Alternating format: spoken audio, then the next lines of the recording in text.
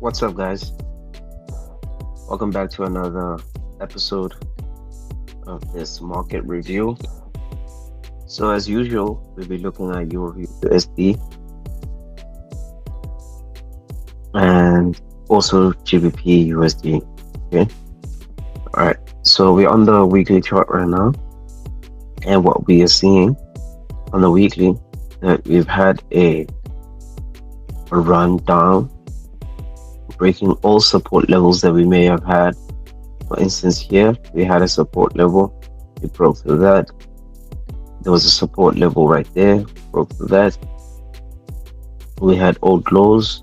We had this old resistance that could have possibly turned into a support. We also kind of broke through that, and I'm looking at this old low as the next area as a target, tapping into this support area and turning price around possibly. All right, and then we have these targets here. This is a weekly resistance or fair value gap, and this is a monthly fair value gap, just in case if ever it breaks above that, we could target that as the next area to target. Okay, and then on the daily,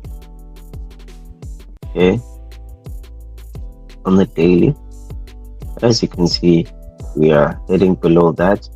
That's the more likely scenario to happen. And let's take a look closer at current price action. We see price has been on a down spiral, breaking through that right there. We broke through that, further below it into this fair value gap right here. You can see this fair value gap right here, which acted as a support level just right there, and you can see it touch there and then made a slight run up into this resistance area. From then on it went down. You see if you're gonna fully fill that one, we slightly did, and some gaps in here we did, and we got a run up. And you see we left a resistance area that we didn't touch here, and now we're just moving down.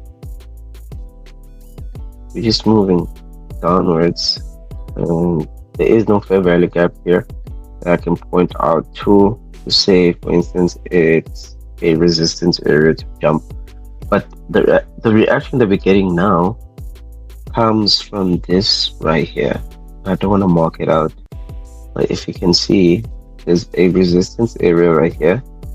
This right here, you can look back in your own chart. There's a resistance area right here, and as you can see on the right side, it's allowing price to react to it. Okay, so that resistance is acting as support. Now we're going to look for resistance that could potentially cause price to go down. As you can see, we reacted. So this one right here can be failed. We go up into that and then trade down below this low, below this one, tap into this fair value gap, potentially causing price to go higher. Now let's see on the 4-hour, does it confirm that that resistance area is a cause of a short-term reversal? Okay. For instance, now there's nothing that's really convincing, to say the least, because this is the only fair value gap that we have on a 4-hour. And as you know, I said that to confirm that the reversal is taking place, it has to beat a 4-hour resistance area, and this is the only significant one. So there's no reversal signal yet, so hence why I believe it would maybe tap into it and then continue going down. But I would prefer, if it's reversing, to break above it and then use it as support, or find a support level within that bullish run. So find a support and then go into that. So for now, there's nothing significant happening now. We're just waiting for this to react on this fair value gap right here, or the resistance area that's there. Okay. Okay, and now on the GBP USD, we go straight to the weekly and see what's going on here. All right, let me change this color. My eyes are not.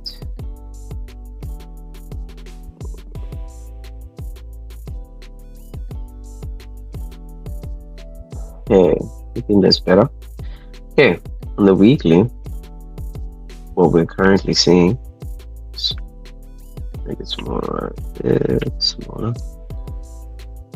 Okay, on the weekly, what we're seeing here is we have this high broken, and we see that price was pushed from this one up here. We can use this one also. You can see it went up, came down, went up, came down, went up.